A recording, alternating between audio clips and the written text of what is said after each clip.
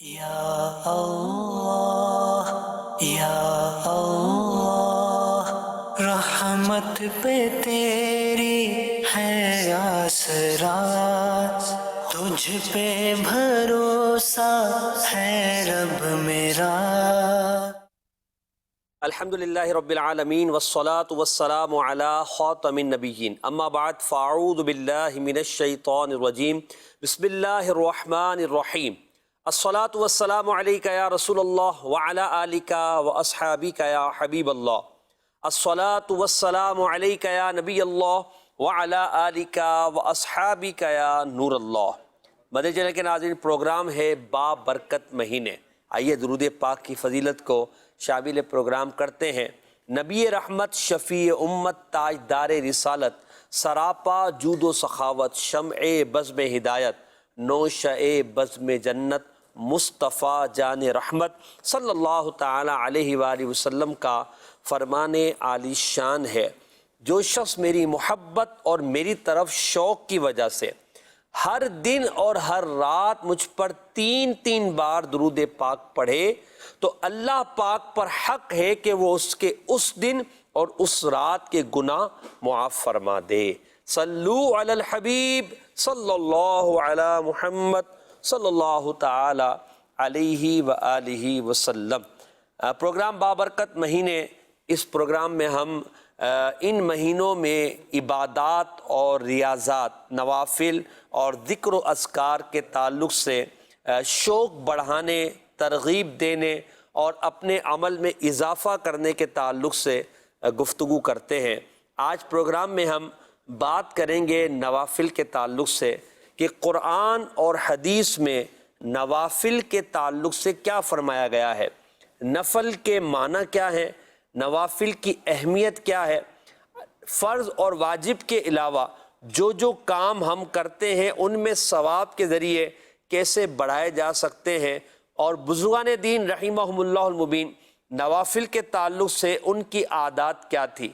احادیث میں نفل کاموں کی ترغیب جو دلائی گئی ہے اس پر انشاءاللہ ہم گفتگو کریں گے، قرآنی آیات کو بھی سننے کی سعادت حاصل کریں گے۔ ابتداً میں آپ کو چند باتیں عرض کرتا ہوں جو ہمارے لیے بہت فائدہ مند ہوں گی۔ چنانچہ احیاء العلوم میں امام غزالی رحمۃ اللہ تعالیٰ علیہ، ایک بزرگ رحمۃ اللہ تعالیٰ علیہ کے تعلق سے نقل فرماتے ہیں حضرت عبدالعزیز بن رواد رحمہ اللہ، آپ رات کے وقت سونے کے لیے اپنے بستر پر تشریف لاتے ہیں۔ ہم بھی جب بستر پر جاتے ہیں تو ہمیں غور کرنا چاہیے کہ بستر پر جانے کے بعد ہمارا معمول کیا ہوتا ہے، ہم بستر پر جانے کے بعد کن کیفیات سے گزرتے ہیں، اور بستر پر ہم کیا اللہ کے ذکر اور اللہ کی یاد کرنے میں کامیاب ہوتے ہیں۔ حضرت عبدالعزیز بن رواد رات کے وقت اپنے بستر پر تشریف لاتے اور اپنے بستر پر ہاتھ پھیرتے اور فرماتے کہ بستر تو بہت نرم ہے، تو بہت زیادہ نرم ہے، مگر مجھے جنت میں تجھ سے زیادہ نرم بستر ملے گا۔ آپ رحمۃ اللہ تعالیٰ علیہ یہ کہنے کے بعد بستر سے اٹھ جاتے اور پھر ساری رات عبادت میں گزار دیا کرتے، نوافل پڑھتے، ذکر کرتے، قرآن کی تلاوت کرتے، اللہ پاک کو یاد کرتے، قرآن پاک میں غور و فکر کرتے ساری رات۔ اب آپ غور کریں کہ بستر پر آ کر ذکر اللہ اور آخرت کی یاد، یہ کتنا شاندار انداز ہے۔ ہمارا انداز کیا ہے وہ ہم سب جانتے ہیں، بعض اوقات تو ہماری راتیں گناہوں میں گزرتی ہیں۔ بستر پر جب ہم جاتے ہیں تو شاید ہم گناہ کے ارادے سے جاتے ہوں اور گناہ کرتے کرتے رات ہم نیند کی آغوش میں چلے جاتے ہوں، اور اللہ والوں کا انداز کیا ہے کہ اللہ والے بستر پر جا کر بھی آخرت کی فکر کر رہے ہیں، اللہ کو یاد کر رہے ہیں، اپنے اعمال میں اضافہ کر رہے ہیں اور نیکیوں کی طرف بڑھ رہے ہیں۔ اور کیوں نہ ہو، قرآن مجید فرقان حمید نے اللہ والوں کی جو شان بیان کی ہے، ان کے تعلق سے جو آیات میں ذکر کیا گیا ہے، اگر ہم اسے سنیں تو ہمارے رونگٹے کھڑے ہو جائیں کہ اللہ والوں کی شان کیا ہے۔ سورۃ الفرقان میں اللہ کریم ارشاد فرماتا ہے وَالَّذِينَ يَبِيتُونَ لِرَبِّهِمْ سُجَّدًا وَقِيَامًا، اور یہ وہ لوگ ہیں جو اپنے رب کے لیے سجدہ ریز ہو کر قیام کر کے اپنی راتیں بسر کرتے، یبیتونا راتیں بسر کرتے، کیسے؟ سجدوں و قیامہ، سجدوں میں اور قیام کی حالت میں اللہ پاک کی عبادت کرتے ہوئے ان کی راتوں کا یہ حال ہے کہ الذین یبیتون، کہ وہ اپنی راتوں کو ایسے گزار رہے ہیں۔ تو اب ہماری راتیں بھی گزرتی ہیں، ہمیں اپنی راتوں پر بھی غور کرنا چاہیے۔ پھر یہ وہ بابرکت مہینے چل رہے ہیں کہ جو عبادت کرنے، عبادت کا بیج بونے، اللہ کو راضی کرنے، توبہ و استغفار کی طرف بڑھنے والے مہینے ہیں۔ ان مہینوں میں ہماری راتوں کی عبادت کی پوزیشن کیا ہے یار، اور اگر عبادت نہیں کر پاتے تو ہماری رات کیا گناہ سے خالی گزرتی ہے، اس پر بھی ہمیں غور کرنا چاہیے۔ تو آج ہم بات کریں گے نوافل کے تعلق سے کہ نفل کی اہمیت کیا ہے، قرآن و سنت میں نوافل کے فضائل اور اس کی اہمیت کو کیا بیان کیا گیا، اور ہمارے بزرگان دین کا نوافل کے تعلق سے کیا انداز تھا۔ انشاءاللہ اس پر ہم گفتگو کریں گے۔ ہمارے ساتھ مبلغ دعوت اسلامی غلام محی الدین عطاری مدنی تشریف فرما، انشاءاللہ ان سے ہم بات کرتے ہیں۔ غلام محی الدین بھائی، میں نے ایک آیت مبارکہ پڑھی، تلاوت کی، اور ایک بزرگ رحمۃ اللہ علیہ کا واقعہ بھی بیان کیا۔ ہم یہ دیکھتے ہیں کہ بزرگوں کے انداز عبادتوں کے تعلق سے نوافل، دن میں بھی نوافل ہیں، رات میں بھی نوافل ہیں، نفل کی اتنی اہمیت ان کے دل میں کیسے اجاگر ہو گئی؟ بسم اللہ الرحمن الرحیم۔ اللہ تبارک و تعالی ہمیں بھی نوافل کی کثرت کرنے کی توفیق عطا فرمائے۔ آمین آمین۔ بات دراصل یہ ہے کہ اللہ تبارک و تعالی کے جو جتنا قریب ہوتا ہے اس کو اللہ تبارک و تعالی کی عبادت کی لذت اتنی زیادہ ملتی ہے۔ سبحان اللہ۔ جس طرح ہم کھانے پینے کی لذت اٹھاتے ہیں، بہت ساری چیزیں ہمیں پسند ہوتی ہیں، اور جو زیادہ پسند ہوتی ہے اس کی طرف دل زیادہ مائل ہوتا ہے۔ جی، ہمارے کھانوں میں یہ چیز ہونی چاہیے، یہ چیز ہونی چاہیے، جہاں ہماری دلچسپی ہوتی ہے وہاں ہمارا زیادہ وقت گزرتا ہے۔ بالکل۔ اور ہماری چاہت بھی یہی ہوتی ہے کہ ہمیں ہماری مطلوبہ چیز ملے جو ہمیں زیادہ پسند ہے۔ جی۔ یہ کھانے پینے میں دیکھ لیں، لباس میں دیکھ لیں، جو چیز انسان کو پسند ہوتی ہے وہ اس کو بار بار اس کا ذکر کرتا ہے اور اس کا دل اس طرف مائل ہوتا ہے، اور بندہ جاتا ہے اس طرف، بندہ اس طرف یا اسے جاتا ہے، طلب کر لیتا جی ہے۔ بالکل۔ تو اب اللہ تبارک و تعالیٰ کے نیک بندوں کا معاملہ یہ ہوتا ہے کہ ان کو اللہ کی عبادت سے بڑی محبت ہوتی ہے، واہ واہ۔ کیونکہ اللہ تبارک و تعالیٰ نے ہمیں دنیا میں بھیجا تو ہمارے دنیا میں آنے کا ایک مقصد ہے۔ جی، ہم بے مقصد دنیا میں نہیں آئے، ہمارا ایک مقصد ہمارے رب نے ہمیں ساتھ بھیجا۔ وہ مقصد کیا ہے ہمارا دنیا میں آنے کا؟ وما خلقت الجن والانس الا لیعبدون۔ اللہ پاک فرماتا ہے کہ میں نے انسان و جن کو پیدا نہیں کیا مگر اپنی عبادت کے لیے۔ صحیح یہاں عبادت کا مطلب ہے اللہ کی معرفت کے لیے، صحیح۔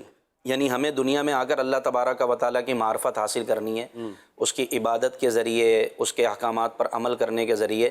تو بندہ جیسے جیسے اللہ کے قریب ہوتا ہے، اللہ کی معرفت حاصل کرتا ہے، تو اس کو عبادت کی لذت بڑھتی جاتی ہے۔ سبحان اللہ۔ ہے نا، جیسے بندہ کہیں سفر کے لیے نکلتا ہے، اپنی منزل پر پہنچتا ہے، تو جیسی منزل قریب آ رہی ہوتی ہے تو اس کو اور تجسس بڑھتا ہے کہ بس بالکل جلدی سے میری منزل آئے اور میں اپنے مطلوبہ مقام پر پہنچوں۔ جیسے مکہ مدینہ جا رہے ہیں، جی، اللہ ہمارا جانا نصیب کرے آمین، اور ہمیں حج کرنے والوں میں شامل فرمائے۔ اللہم۔ تو ایک عجیب انداز ہوتا ہے، ایک تیاری ہوتی ہے، دل میں ایک خوشی بھی ہوتی ہے، اور ایک خوف بھی یہ ہوتا ہے کہ میں اللہ کے گھر کی زیارت کروں گا، کہاں میرا گندا وجود، کہاں اس پاک سرزمین کا وہ منظر۔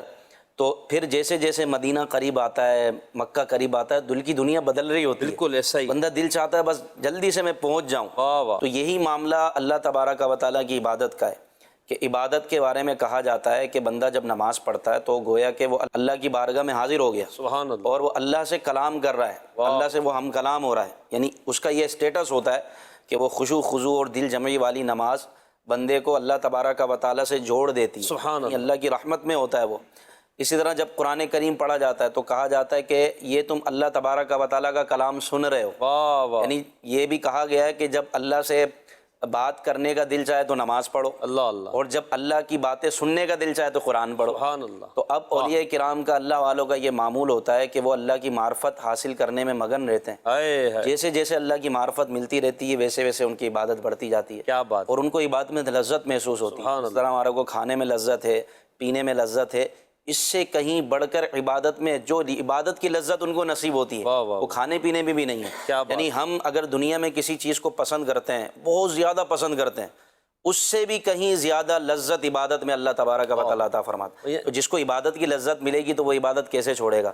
وہ دن میں روزے رکھے گا، رات میں قیام اللیل کرے گا، راتوں میں نوافل پڑھیں گے، ہائے ہائے، راتوں میں 100 نوافل، ہزار نوافل پڑھ رہے ہیں کھڑے ہو کر، اللہ، 2 رکعت میں پورا قرآن کریم ختم کر رہے واہ ہیں، واہ، پورا قرآن کریم پڑھ رہے ہیں۔ امام اعظم رحمۃ اللہ تعالیٰ علیہ 500 نوافل پڑھتے تھے رات میں۔ اللہ اکبر، کسی نے کہا کہ یہ وہ امام ہیں جو رات میں 1000 نوافل پڑھتے ہیں، اللہ اللہ، تو آپ نے کہا میں تو 500 پڑھتا ہوں، پھر دوسرے دن سے آپ نے 1000 نوافل پڑھنا شروع کر دیا۔ سبحان اللہ، تو سبحان یہ کیا تھا؟ وہ لذت تھی۔ اور پھر نوافل تو وہ اختیار کرتا ہے جو رب کا محبوب بننا چاہ رہا ہے۔ اللہ اکبر، یعنی نوافل کی کثرت کر کے بندہ اپنے فرائض کو سیکیور کر لیتا ہے۔ صحیح، جو نوافل پڑھے گا آپ سمجھ جائیں اس سے کبھی فرض چھوٹ ہی نہیں سکتے۔ جب وہ نفل کو نفل پڑھ رہا ہے جو نہ فرض ہے نہ واجب ہے، پوچھ گچھ نہیں ہے، بالکل، وہ کر رہا ہے، وہ کر رہا ہے، فرض کیسے چھوڑے گا وہ؟ تو اب اللہ تبارک و تعالیٰ ہمیں توفیق عطا فرمائے، اولیاء کرام کا فیضان نصیب فرمائے۔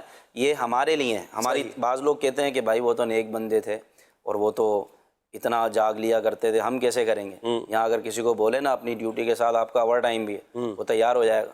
یعنی اوور ٹائم کرنے کے لیے ہر کوئی تیار ہے، وہ نہ دن دیکھ رہا ہے نہ رات دیکھ رہا ہے، پھر وہاں اوور ٹائم طاقت وغیرہ سب آ جاتا، سب کچھ طاقت بھی آ جائے گی۔ صبح سردی میں وہ نکلے گا بھی جناب، وہ گاڑی کے انتظار میں صبح کھڑا ہوگا، لیکن اگر اسی سے پوچھ لیا جائے فجر کی نماز پڑھی، فجر کے لیے اٹھا نہیں جاتا، سردی ہو رہی ہے کیسے اٹھوں گا، بس حضرت بس ہمت نہیں ہوئی، اور وہی شخص اپنے سردی میں وہ روڈ پہ کھڑا ہوا، اس کو جاب پر جانا ہے۔ اللہ، اب یہ غور کر لے بندہ کہ یار ہم کیسے مسلمان ہیں۔ یہاں ہے پیسہ تو ہمیں پیسہ عزیز ہے، آخرت عزیز نہیں ہے، تو ہمیں تو آخرت عزیز ہونی چاہیے۔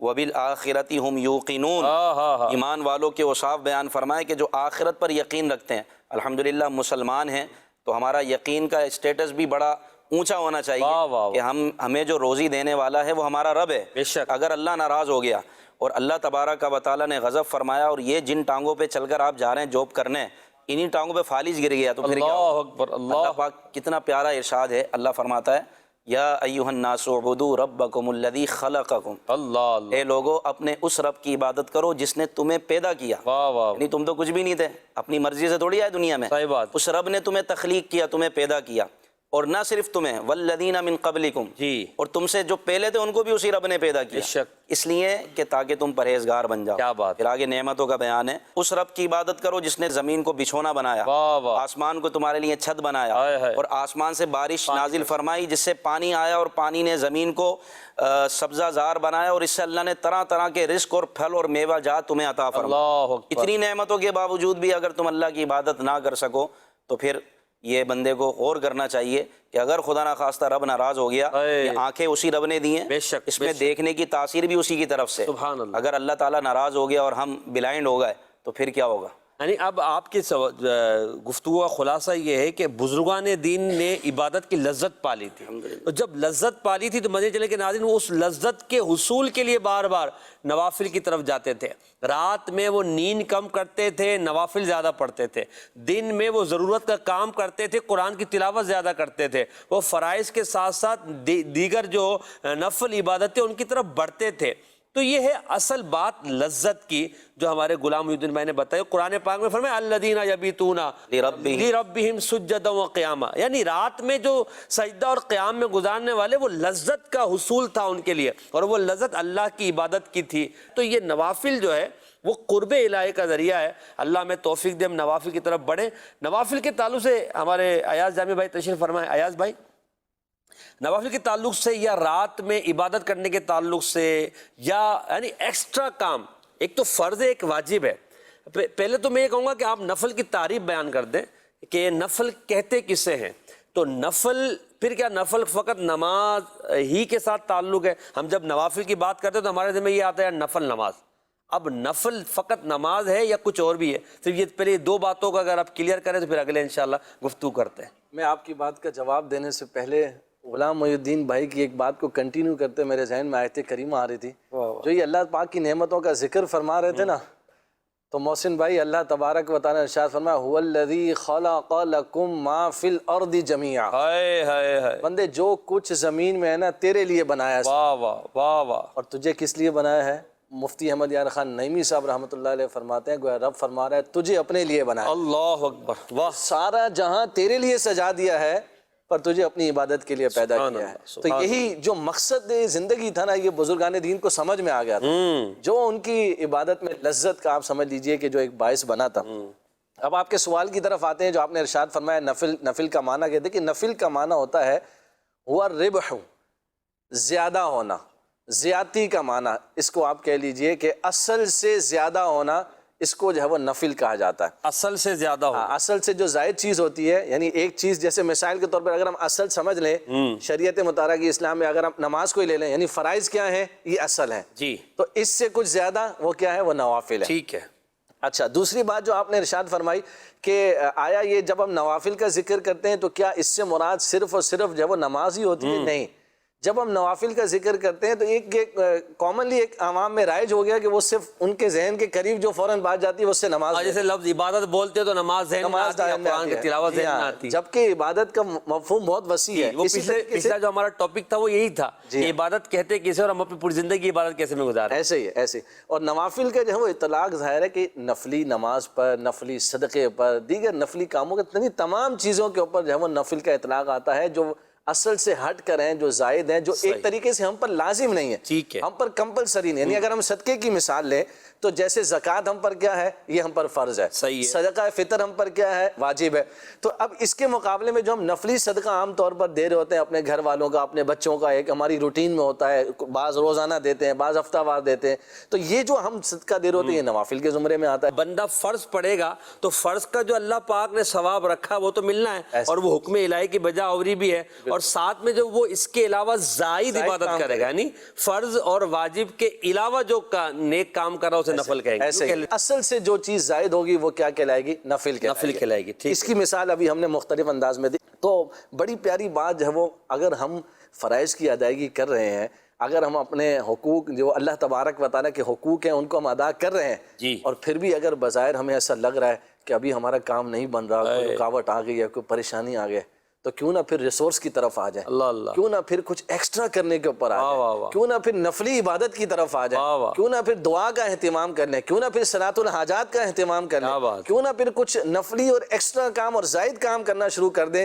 جو رب تبارک و تعالیٰ کی رحمت کو جوش دلانے والا ہو، اور اللہ تبارک و تعالیٰ اس کے صدقے ہم پر جو ہے وہ رحمت کی نظر فرما دے۔ پھر جو فرائض ہیں، اب فرائض مسائل کو حل کرنے کے لیے تو ادا نہیں کرنا، ایسے ہی ہے، فرائض تو حکم الہی کی بجا آوری کے لیے ادا کرنا، بے شک، واجبات کی ادائیگی تو اللہ و رسول کی فرما برداری کرنے کے لیے ادا کرنی ہے، ایسے ہی ہے، تو وہ تو کرنا ہی کرنا ہے۔ اس کے بدلے میں اگر ثواب کا رب تعالیٰ نے وعدہ نہ بھی فرمایا، فقط حکم دیا کہ نماز پڑھو تو پڑھنا پڑے گی، اب وہ جا فرمایا رحمت الہی کو جوش دلانا، یہ ایک وہ جملہ ہے کہ بندہ جو ہے اس پر اگر غور کرے کہ میں اللہ کی رحمت کو اپنی طرف مائل کرنا چاہ رہا ہوں، ویسے تو اللہ کی رحمت بندوں پر ہے مگر وہ اضافہ اور وہ مزید اس کی لذت کے حصول کے لیے، ایسے ہی ہے۔ تو پھر اس کے لیے جو ہے نا ہمیں کچھ ریسورس کی طرف جانا پڑے گا، کچھ ایسے ذرائع اختیار کرنے پڑیں گے، کچھ ایسے رحمت الہی کو جوش دلانے والے اعمال کرنے پڑیں گے کہ جس سے اللہ تبارک و تعالیٰ کی رحمت ہماری طرف متوجہ ہو۔ تو پھر جو ہے وہ کہنا، آپ دیکھیے نا فرائض سے بندہ اولین طور پر قرب پاتا ہے۔ ٹھیک ہے، ایک چیز تو یہاں یہ سمجھ لینے چاہیے کہ فرائض کی جو ادائیگی ہے یہ بنیادی طور پر لازم اور ضروری ہے، یہ کسی صورت میں بھی معاف نہیں ہے، لیکن اس کے بعد جو چیز اللہ پاک کا قرب دلا سکتی ہے نا وہ نفلی عبادت ہے۔ آپ دیکھیں نوافل کے ذریعے پھر بندہ اللہ تبارک و تعالیٰ کا قرب جو فرض کے بعد پانے میں کامیاب ہوتا ہے وہ نفلی عبادت ہے، وہ ایکسٹرا کام ہے ہمارے، وہ ایکسٹرا یاد الہی ہے، وہ پھر جو ہے وہ ایکسٹرا نوافل ہیں، وہ پھر ایکسٹرا صدقہ و خیرات ہیں، وہ پھر ذکر و اذکار ہے، وہ پھر درود و سلام ہے، وہ پھر اللہ تبارک و تعالیٰ کی یوں سمجھے کہ یاد کرنے والے جو ایکسٹرا کام ہے، جب اس کو کرتے ہیں نا پھر حقیقی معنی میں ہم اور قرب کی منزلیں طے کرنے والے بن جاتے ہیں۔ تو اس چیز کو جو ہے نا کہنا میں سمجھنا ضروری ہے۔ اب دوسری بات پہ طرف ہم آتے ہیں کہ رات کی عبادت کے تعلق سے آپ نے ارشاد فرمایا، تو ابھی جو آپ نے آیت کریمہ تلاوت فرمائی تھی نا، سجدے اور قیام کی حالت میں رات گزارتے ہیں، سبحان اللہ، اللہ اکبر، یہ اللہ تبارک و تعالی ان بندوں کے اوصاف کو بیان فرما رہا ہے۔ میرے بندے وہ ہیں عباد الرحمن، فرمایا یہ کون ہے رحمان کے بندے؟ یہ وہ ہیں جو اس کی بارگاہ میں سجدے اور قیام کی حالت میں راتیں گزار دیتے ہیں۔ اب دیکھیں اس سے جس کی عبادت کے لیے اس کے بندے شب بیداری کر رہے ہیں، وہ مولا تعالیٰ ان کے اوصاف کو اپنے پاک کلام میں ذکر فرما رہا ہے۔ اس کی ضمن میں مفتی قاسم صاحب مدد علی نے ارشاد فرمایا، پچھلی آیات میں جو نیک لوگ تھے نا ان کے جو ظاہری اعمال تھے اللہ تبارک و تعالیٰ نے ان کا بیان فرمایا، اب اس آیت میں اللہ ان کی خلوت، اور تنہائی کا بیان فرما رہا ہے. یعنی جلوت کے اعمال کو اللہ تعالیٰ نے پہلی آیات میں ذکر فرمایا، اب اللہ تعالیٰ ان کی خلوت کی باتیں بیان فرما رہا ہے، ان کی تنہائی کی باتیں بیان فرما رہا ہے. ان کی تنہائی میں جو وہ اپنے رب کو یاد کرتے ہیں، اللہ تبارک و تعالیٰ ان کی شانوں کا بیان فرما رہا ہے. مفسرین فرماتے ہیں رات کی عبادت کی امپورٹنس اور اس کی اہمیت کا اندازہ ہوتا ہے سبحان اللہ کہ یہ جو وصف ہے یہ کتنا کمال کا وصف ہے کہ اللہ تبارک و تعالیٰ اپنے بندوں کو عطا فرماتا ہے. آپ دیکھیں محسن بھائی الفاظ کتنے پیدا ہیں، عباد الرحمن ہے جی، یہ رحمان کے بندے ہیں. پچھلے کلام سے اگر ہم تعلق جوڑیں اس آیت کا تو یہ عباد الرحمن کے اوصاف بیان ہو رہے ہیں کہ پتہ چلا اگر بندے تو سبھی بندے ہیں جی، لیکن اللہ تعالیٰ کن کو محبوب رکھتا ہے، فرمایا وہ ہیں جو اس کی بارگاہ میں اپنا بندہ ان کو فرما رہا ہے. اچھا یہاں جیسے آپ نے قرآن پاک کی آیت پڑھی، اس کی تفسیر جو بیان کی، تو میں بدل چلے کہ ناظرین کو اس بات کی طرف توجہ دینا چاہوں گا کہ بعض اوقات شیطان وسوسہ ڈالتا ہے، اور بعض اس طرح کے دوست بھی غلامی میں مل جاتے ہیں، اور اس طرح کے افراد بھی مل جاتے ہیں، وہ کیا کہتے ہیں اسے خیر خواہ بولیں یا نا خیر خواہ کہیں کہ جو یار نفل کی ضرورت کیا ہے، کوئی حاجت ہی نہیں ہے، بس فرائض پوری کر لو. بھائی فرائض تو دینے ہی دینے، اگر نفل اللہ پاک کے کو پسند نہ ہوتے پھر قرآن و حدیث میں ان کا ذکر نہ ہوتا. اصل یہ ہے کہ ضروری اور غیر ضروری، یعنی جو لازم ہے اور جو غیر لازم ہے اس پر ہم بات کر رہے ہیں. تو قرآن کی آیات اور احادیث ہمیں غلام میں یہ بتاتی ہے کہ ایک تو فرض ہے، فرض کو تو ادا کرنا ہی کرنا ہے، اور پھر یہ آیات مبارکہ ہے، اور بھی آیات ہیں جس میں نفل کرنے، یعنی ایک ایکسٹرا عبادت کرنے، اللہ کو یاد کرنے اور اللہ تعالیٰ کی طرف لو لگانے کی ترغیب بھی دی گئی، اور ایسے لوگوں کی صفات کو بھی بیان کیا گیا. میں چاہوں گا کچھ آیات آپ بھی ذکر فرمائیں جن میں اللہ نے نفل کام کرنے والوں کے تعلق سے فرمایا. اللہ تبارک و تعالیٰ نے قرآن مجید میں جگہ بہ جگہ ایسے لوگوں کا ذکر فرمایا کہ جو رات میں عبادت کرنے والے ہیں، رب کو راضی کرنے والے ہیں. اگر یہ کہا جائے اور واقعی کچھ ایسی گیدرنگ ہوتی ہے کہ یار نفل تو ہیں، اور آج کل بدقسمتی سے بعض لوگوں کی طرف سے یہ ذہن بھی دیا جاتا ہے یار نفل پڑھنا کوئی ضروری تھوڑی ہے، نفل ہی تو ہیں، نفل ہے کوئی اس پر گناہ تھوڑی ہے، اگر چھوڑ بھی دی جائے تو کوئی مسئلہ نہیں ہے، صرف فرض پڑھ لیں اللہ کو راضی کریں. اور مشاہدے کی یہ بات ہے کہ جب بندہ نفل چھوڑتا ہے نا تو وہ سنتیں بھی چھوڑتا ہے، پھر اس کی سنتیں چھوڑتی ہیں تو پھر اس کے آہستہ آہستہ فرائض چھوٹنا شروع ہو جاتے ہیں. کیونکہ نفل جو ہے نا یہ طے ہے کہ یہ نفل پڑھنے والا، سنت قبلیہ بعدیہ ادا کرنے والا، یعنی فرض سے پہلے کی سنت، فرض کے بعد کی سنت ہے، جو یہ پابندی کرتا ہے ان کی، تو اس سے فرض کبھی نہیں چھوٹتا. لیکن جیسی نفل میں غفلت ہوئی تو اب سنتوں میں غفلت ہوگی. نفل چھوڑ دیا، ارے یار سنت ہی تو ہے، چلو کوئی بات نہیں، کبھی کبھی چھوٹ جاتی ہے. اب اس سے آہستہ آہستہ سنتیں چھوٹیں گی، سنتیں چھوٹتے چھوٹتے پھر اب وہ واجبات کو، وہ وطر پڑھنا چھوڑ دے گا، فرض پڑھے گا عشاء کی اور نکل جائے گا، وطر پڑھنا چھوڑ دے گا، پھر آہستہ آہستہ اس سے عشاء کی نماز نہیں پڑھی جائے گی، فجر کی نماز نہیں پڑھی جائے گی. یہ ہے شیطانی وار. کیونکہ شیطان اچانک بڑی نیکی نہیں چھڑاتا، وہ چھوٹی نیکی سے ہٹاتا ہے انسان کو، پھر آہستہ آہستہ وہ کہتے ہیں نا میٹھا زہر، آہستہ آہستہ وہ عبادت سے دور کر دیتا ہے. ذہن میں جو نا اس کام کی اہمیت کو کم کرتا ہے نا. جیسے آپ نے کہا چھوٹی نہیں کیا، نیکی تو چھوٹی کوئی نہیں ہے، مگر شیطان یہی بات کوئی ضروری تو نہیں ہے نا. جی تو وہ یہی سامنے ظاہر کرتا ہے کہ یار یہ کوئی اتنی بڑی نیکی تھوڑی ہے، فرض پڑھیں، فرض ضروری ہے. تو اب اس طرح کی گیدرنگ سے بھی بچے بندہ، ایسے ماحول سے بچے، اور علماء سے اگر پوچھے. نبی پاک صلی اللہ علیہ وسلم تو سید الانبیاء ہیں، بالکل، یعنی حضور علیہ الصلوۃ والسلام نبیوں کے سردار ہیں. نبی پاک صلی اللہ علیہ وسلم جو ہمارے آقا، جو سید المعصومین ہیں، جو بخشے ہوئے ہیں اور جن کے صدقے ہم بخشے جائیں گے، وہ راتوں کو طویل طویل قیام کریں یہاں تک کہ مبارک قدمین جو ہے نا سوج جائیں، ورم آ جائے، متورم ہو جائیں. اور پھر سیدہ عائشہ رضی اللہ تعالیٰ عنہا عرض کریں کہ آقا کچھ آرام فرمائیں، آپ اتنی مشقت کیوں اٹھاتے ہیں؟ تو میرے آقا کیا فرماتے ہیں؟ افلا اکون عبدا شکورا، کہ اے عائشہ کیا میں شکر گزار بندہ نہ بن جاؤں؟ یعنی بندہ غور کرے، رب نے جتنی نعمتیں ہمیں دی ہیں تو ہم تو پوری زندگی میں اگر سجدے میں سر رکھ کر گزاریں جب بھی حق ادا نہیں ہوگا، جب بھی شکر ادا نہ کر پائیں. یعنی جو اللہ نے ہمیں نعمت، صرف اس آنکھ کی نعمت کا حق ہم ادا نہیں کر سکتے، بالکل نہیں، جس سے ہم پوری دنیا دیکھتے ہیں. صحیح. ان کانوں کی نعمتوں کا حق ادا نہیں کر سکتے جس سے ہم آوازیں سنتے ہیں. یہ زبان کی نعمت کا ہم حق ادا نہیں کر سکتے. باقی نعمتیں تو الگ ہیں. اللہ نے والدین کی نعمت دی، اولاد کی نعمت دی، گھر کی نعمت دی، اچھی سواری کو نعمت کہا گیا، اچھے لباس کو نعمت کہا گیا، یہ سب اسی کی طرف سے. بالکل. بندہ جب یہ خیال کرے کہ یار میں اللہ کا شکر ادا کرنے والا بن جاؤں، تو جب وہ شکر ادا کرنے کا ذہن رکھے گا نا تو وہ نوافل کی طرف جائے. سبحان اللہ.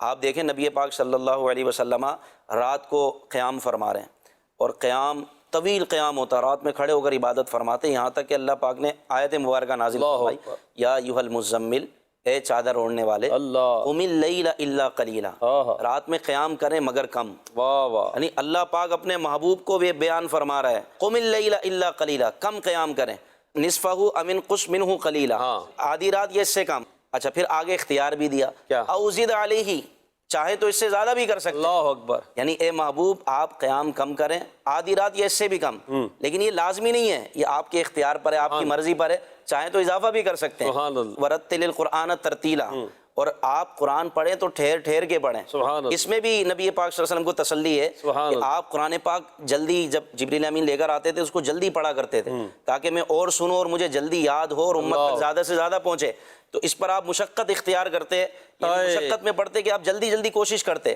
اللہ نے محبوب کو فرمایا اے محبوب ٹھہر ٹھہر کر پڑھیں، مشقت میں نہ ڈالیں، اپنے آپ کو مشقت میں نہ ڈالیں۔ اچھا سیدہ خاتون جنت، آپ اہل بیت کی طرف آئیں۔ حضرت سیدہ خاتون جنت رضی اللہ تعالیٰ عنہ پوری رات سجدے میں رہتی، اور جب سجدے سے سر اٹھاتی رات گزر جاتی تو آپ فرماتی کہ اے اللہ تو کبھی تو ایسی رات بنا کہ جس میں تیری اس بندی کا سجدہ پورا ہو جائے اور میں دل بھر کر عبادت کروں۔ امام حسن رضی اللہ تعالیٰ عنہ کہتے ہیں، وہ کہتے ہیں کہ میں اپنی والدہ کو دیکھا کرتا تھا کہ وہ کھانا بناتی جاتی تھیں اور ان کے لبوں سے قرآن پاک کی تلاوت جاری رہتی، یعنی قرآن پاک پڑھتی رہتی تھی اور کھانا بناتی رہتی تھی، قرآن پاک پڑھتی رہتی تھی کھانا بناتی رہتی تھی۔ پھر دن کے روزے، گرمیوں والے روزے، شدت سے گرمی اور دن کے روزے، اور رات میں قیام، اللہ اکبر۔ ان لوگوں کو یہ سمجھ میں نہیں آیا کہ اس کی کیا ضرورت ہے۔ یہی تو سمجھانا چاہ رہا ہوں کہ یہ سب نوافل تھے، یہ فرض تو نہیں تھے، حالانکہ یہ اہل بیت کے چشم و چراغ ہیں۔ صحابہ کرام، صدیق اکبر رضی اللہ تعالیٰ عنہ نے اول اسلام میں، ابتداء اسلام میں اپنے گھر کے آگے ایک مسجد بنائی، سبحان اللہ،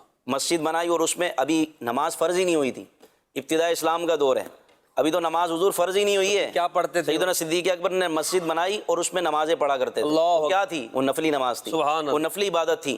پھر آپ گریہ ازاری کرتے، اللہ کے خوف سے روتے، کفار اور غیر مسلم جمع ہو جاتے اور آپ کو دیکھتے، اور کئی صرف آپ کی گریہ زاری دیکھ کر مسلمان ہو۔ سبحان اللہ۔ یہ کیا تھا؟ یہ نفلی عبادت تھی۔ امام بخاری رحمۃ اللہ علیہ کے بارے میں آتا ہے، آپ 2 رکعت نفل میں کھڑے ہو کے قرآن پاک ختم فرماتے۔ امام بخاری رحمۃ اللہ تعالیٰ علیہ، جنہوں نے حدیثیں جمع کر کے امت پر احسان کیا، تو یہ سب کیا ہے؟ یہ نفلی عبادت ہے۔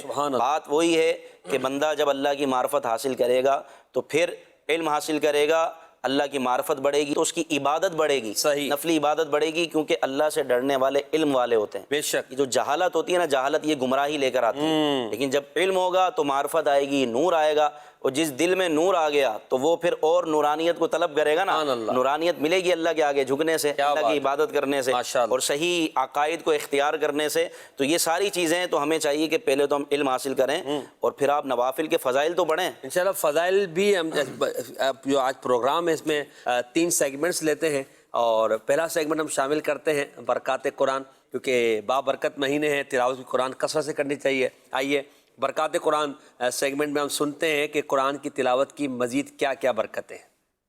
یا اللہ رحمت پہ تیری ہے آسرات۔ بسم اللہ الرحمن الرحیم۔ آج ہم قرآن پاک کی فضیلت کے بارے میں احادیث مبارکہ اور اقوال بزرگان دین کی روشنی میں اس کی اہمیت کو سمجھیں گے۔ سب سے پہلے نبی رحمت صلی اللہ علیہ وسلم کی بہت ہی خوبصورت حدیث مبارک سنیں گے۔ نبی رحمت صلی اللہ علیہ وسلم نے ارشاد فرمایا، خیرکم من تعلم القرآن وعلمہ، تم میں بہترین ہے وہ شخص جس نے قرآن سیکھا اور دوسروں کو سکھایا۔ تو قرآن پاک اللہ کی وہ عظیم کتاب ہے جسے پڑھنا بھی ثواب ہے، چھونا بھی ثواب ہے، جسے دیکھنا بھی ثواب ہے۔ قرآنی تعلیمات پر عمل کر کے زندگی گزارنا یہ بندے کے لیے ذریعہ نجات ہے۔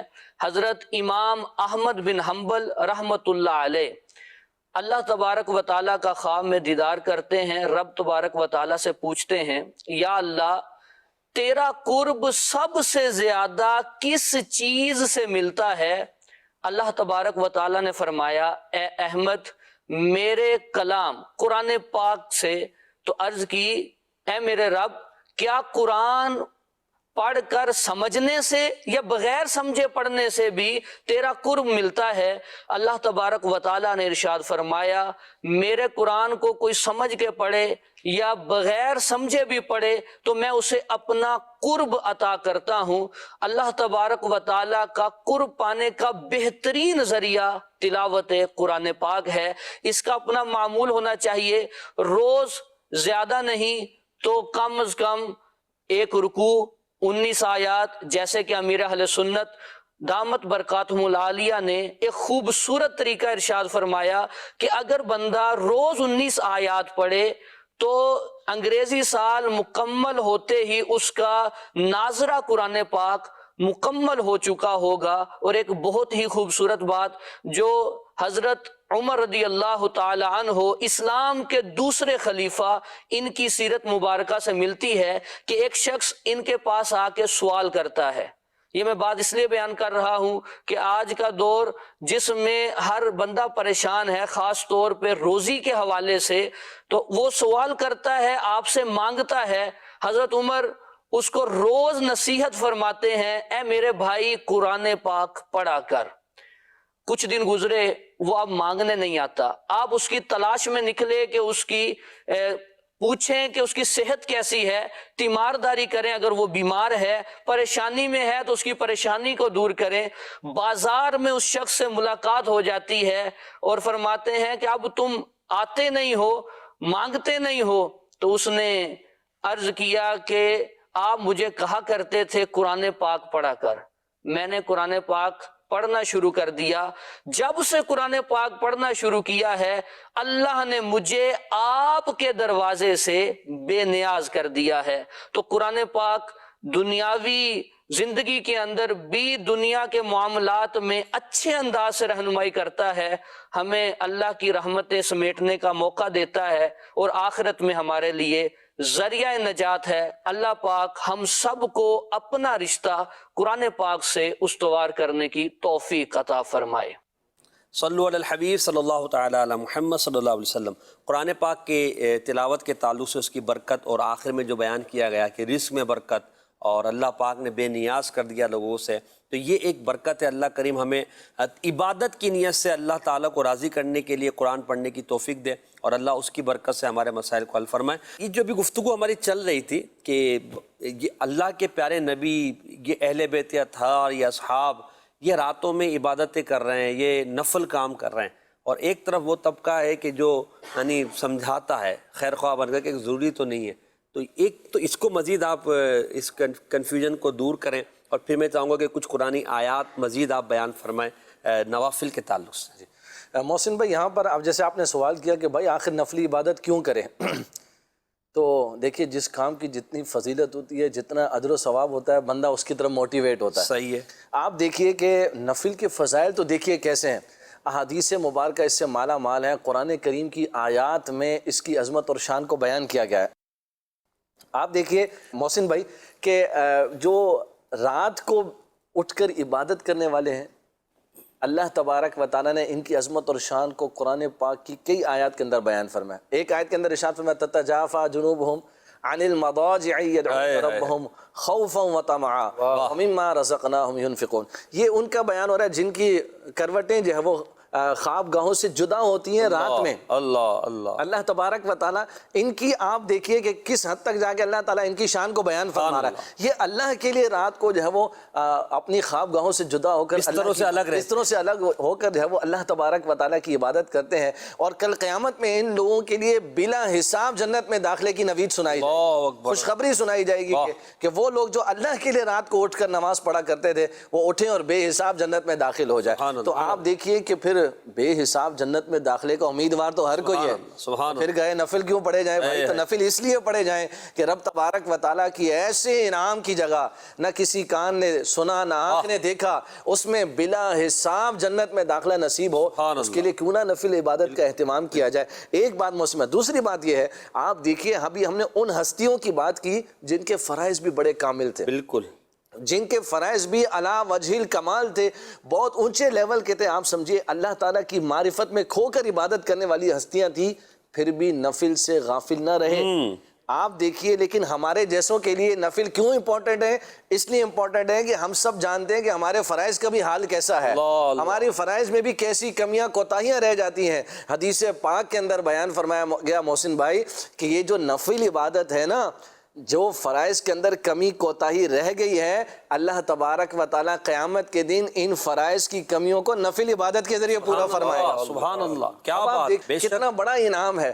اگرچہ ہمیں اللہ کی رضا کے لیے عبادت کرنی ہے، لیکن ایک سوال جو قائم ہو رہا ہے کہ جی نفل عبادت کیوں کی جائے؟ بھائی اس لیے نفل عبادت کی جائے کہ ہماری فرائض میں بھی، ابھی ہمارے غلام محی الدین بھائی علم دین کی بات کر رہے تھے، کتنی نالج ہوتی ہے ہمیں، کتنے نماز کے مسائل کا ہمیں علم ہوتا ہے، ہم غفلت پہ غفلت کیے جا رہے ہوتے ہیں۔ تو میرے بھائی یہ جو نماز فرض نماز کے اندر جو کمیاں کوتاہیاں رہ جاتی ہیں نا، یہ کل بروز قیامت نفل عبادت کے ذریعے پوری کی جائیں گی۔ محسن بھائی نفل ہوں گے تو پوری کی جائیں گی نا، ہے ہی کچھ نہیں تو پھر کیا جب کریں؟ ہے ہی کچھ نہیں، غیر ضروری ہم کا اسی بورڈ لگا بحث ہوا میں تھا۔ پڑے رہے کہ جناب نفل ہی ہے نا، کوئی واجب اور فرض تھوڑی ہے ہمارے اوپر، تو پھر بتائیے پھر ہم تو محروم رہ جائیں گے نا۔ اللہ نہ کرے اللہ ہمیں اپنی رحمت سے جو ہے وہ محروم لوگوں میں شامل نہ فرمائے، بنا حساب جنت میں داخلہ نصیب فرمائے۔ تو اس لیے ہمیں نفلی عبادت کا اہتمام کرنا ہے، نفل کو ذوق اور شوق کے ساتھ پڑھنا ہے، اور کیا ہی اچھا ہو کہ بس اس کو راضی کرنے کے لیے پڑھیں۔ کیا بات ہے، کیا یہ تو بات، سب سے بلند منزل ہے کہ اگر ہمیں یہ نصیب ہو جائے کہ بس میں اس کی محبت میں رات کو اٹھ کر جو ہے وہ اس کی بارگاہ میں سجدہ ریز ہو رہا ہوں، یہ تو پھر کمال ہو گیا۔ اچھا محسن بھائی ایک چیز اور ہے، وہ یہ ہے کہ مثال کے طور پر دن کے مقابلے میں رات کی عبادت، جی تو یہ رات کی عبادت بزرگان دین کے واقعات بھی رات کے حوالے سے بڑا ملا کرتے ہیں، دن میں بھی اگرچہ ہیں لیکن رات میں کثرت کے ساتھ جو ہے وہ واقعات بزرگان دین کے، اولیاء کے، صحابہ کرام، حضور جان عالم صلی اللہ علیہ وآلہ وسلم کے ہیں۔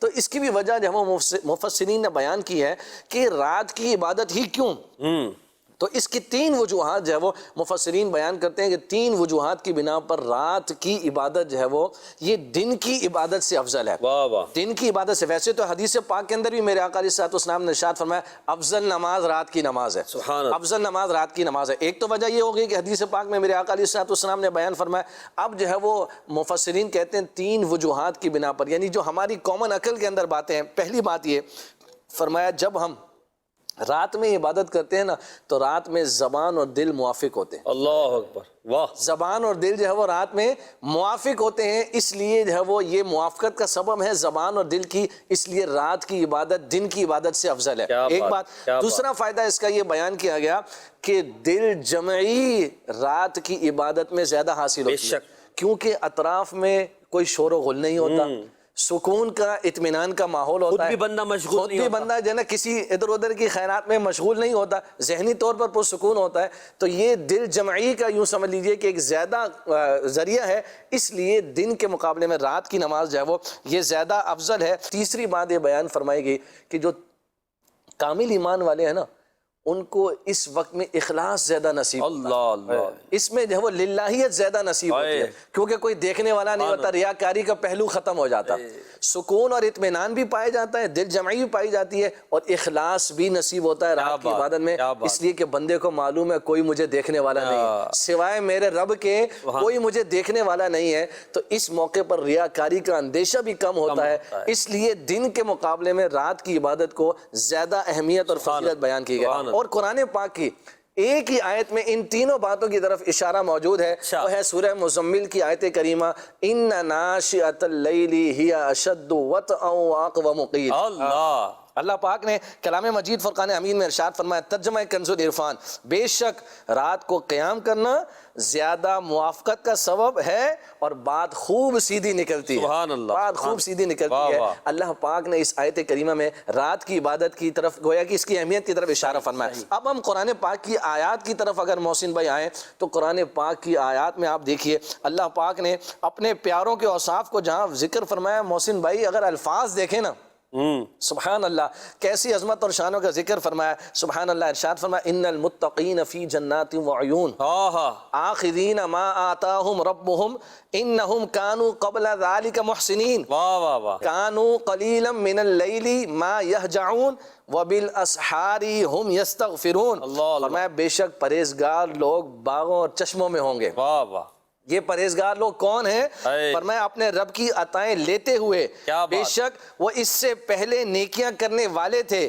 وہ کیا کرنے والے تھے؟ وہ رات میں کم سویا کرتے تھے اور رات کے آخری پہروں میں بخشش مانگا کرتے تھے۔ سبحان اللہ، اور رات کے آخری پہروں میں بخشش مانگا کرتے تھے۔ ایک اور آیت کریمہ میں ارشاد فرمایا الصابرین والصادقین والقانتین والمنفقین والمستغفرین بالاسحار۔ اللہ اکبر۔ سحر کے وقت مغفرت طلب کرنے والوں کو اللہ تبارک و تعالی نے ان کی عظمت اور شان کو، یہ سورہ آل عمران کے اندر اللہ تبارک و تعالی قانت نے، بھی تو ہے نا، جی ہاں قانتین بھی، بالکل، کیا بات، سبحان اللہ۔ یہ اللہ تبارک و تعالی نے ان کی اوصاف کو، ان کی عظمت اور شان کو اللہ تبارک و تعالی نے کلام مجید کی آیات کے اندر بیان۔ اسی طرح فرمایا وَمِنَ اللَّيْلِ فَسَبِّحْهُ وَإِدْبَارَ السُّجُودِ، اللہ اللہ، ارشاد فرمایا اور رات کے کچھ حصے میں انہیں چاہیے کہ اللہ تبارک و تعالیٰ کی پاکی کا بیان کرے۔ اب اس آیت کریمہ میں بھی آپ دیکھیے رات کی عبادت کی طرف اللہ تبارک و تعالیٰ اپنے بندوں کو جو ہے وہ ان کی رغبت دلا رہا ہے کہ رات میں بھی چاہیے کہ اللہ تبارک و تعالیٰ کی عبادت کرے۔ تو یوں جو ہے وہ قرآن کریم کی آیات کے روشنی میں آپ دیکھیے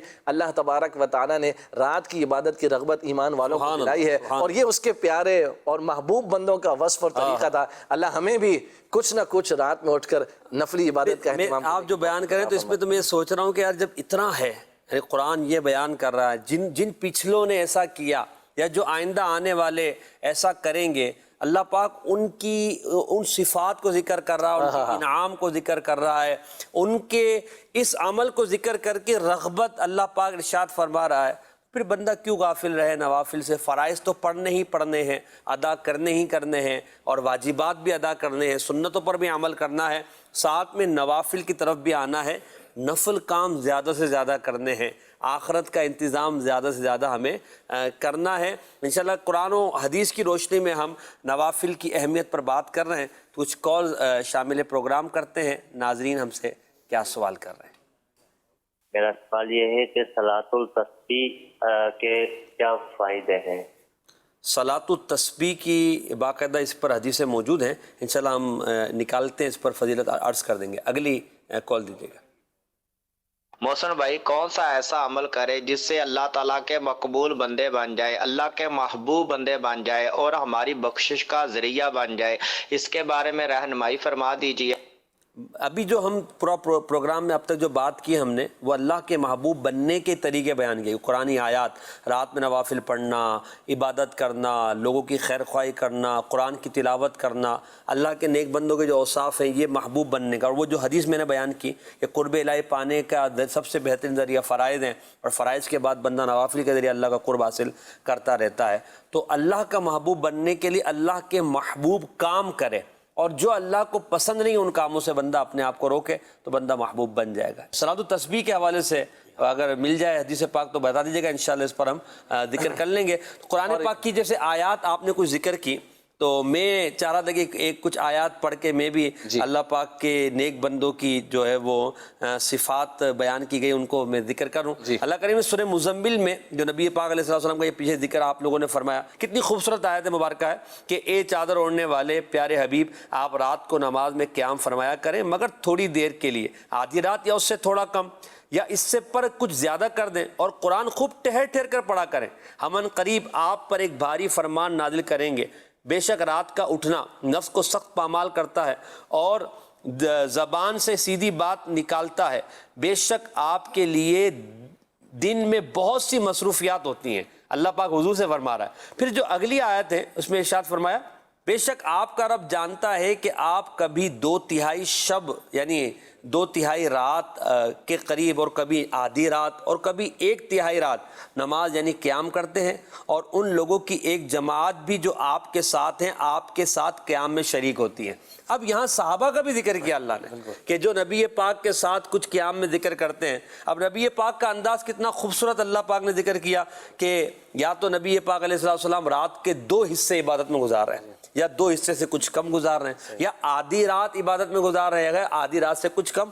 تو اللہ پاک حضور کے اس عمل کو ذکر کر رہا ہے اور امت کو ترغیب دے رہا ہے، حضور کے ساتھ دینے والے صحابہ کا بھی ذکر کر رہا ہے۔ تو اب یہ ترغیب کیا ہمارے لیے کم ہے مدنی چینل کے ناظرین کہ رات میں عبادت کرنا، نوافل پڑھنا، اچھا نوافل کے ساتھ ساتھ ذکر و اذکار کرنا، دعا کرنا، دعا بھی تو ایک عبادت ہے نا، کہ بندہ جو ہے وہ اللہ کی بارگاہ میں گڑ گڑائے، روئے اور عبادت کے لیے اللہ سے مانگے. تو یہ ایک ہے، بندہ ان کی اہمیت کو سمجھے. اگر معاذ اللہ کوئی اہمیت نہ ہوتی تو یہ سارے حضور کے ان تمام انداز کو اللہ ذکر کیوں فرماتا؟ اور آقا علیہ الصلوۃ والسلام نے تو کبھی کوئی غیر ضروری کام کیا ہی نہیں. اس کو غیر ضروری سمجھنا تو سمجھ سے بالا تر، ایسے آدمی کی عقل کو خود غیر ضروری ہے. پیارے آقا علیہ السلام کی اگر وہ حدیث پاک ہم کوٹ کریں، بھائی نیک کیسے بنا جا سکتے ہیں؟ سب سے پہلی بات اپنے دماغ میں یہ بٹھا لیں، فرائض کی ادائیگی سب سے زیادہ کمپلسری ہے. ٹھیک ہے جی ہاں، یہ اگرچہ درجات کی بلندی کے نوافل کی بھی اپنی امپورٹنس ہے، لیکن فرائض دیکھیے جو ہم نے حدیث سب سے پہلے کوٹ کی، اس میں کیا بیان کیا؟ بندہ فرائض کے ذریعے میرا قرب سب سے پہلے پاتا ہے. تو اولین سیڑھی جو ہے نا یہ فرائض کی جو ہے نا ادائیگی ہے. آپ دیکھیے ارشاد فرمایا گیا جو عشاء کی نماز جماعت سے پڑھ لے آدھی رات کے قیام کے بعد، اللہ اکبر، اور جو فجر بھی بعد جماعت پڑھ لے تو پوری رات کے قیام کے برابر ہے. تو ایٹ لیسٹ ہم اسی طرح ہے نا، یہ بھی تو قرب پانے کی منزل ہے نا. یوں بھی تو ہم اللہ تبارک و تعالیٰ کو راضی کر سکتے ہیں. ہم جو ہے وہ فرائض عشاء اور فجر کو ہی با جماعت، اول اللہ پاک توفیق دے پانچوں نمازیں با جماعت ادا کریں، لیکن بالخصوص اگر یہ دونوں نمازیں بھی ادا کریں تو رات بھر کی عبادت کا ثواب اللہ اپنی رحمت سے عطا فرما رہا ہے. تو یوں بنیادی طور پر سمجھنے کی یہ بات ہے کہ فرائض کو تو چھوڑنا ہے ہی نہیں کسی صورت. یہاں جو ذہن بنایا جا رہا ہے یا موٹیویشن دی جا رہی ہے وہ کچھ ایکسٹرا کرنے کی ترغیب دلائی جا رہی ہے. دوسری بات آپ دیکھیں محسن بھائی، اگر ہم اس طرح سمجھ لیں کہ ہم جو ہے وہ مطلب کیسے جو ہے نا وہ ہم اس کو اپنا سکتے ہیں. آپ دیکھیے مولانا محی الدین بھائی نے شروع میں بھی یہ بات کہی. آپ دیکھیے اگر ہم بڑی چیز کو تھامنا چاہتے ہیں نا، چھوٹی چیز کو مضبوطی سے تھام لیں. صحیح.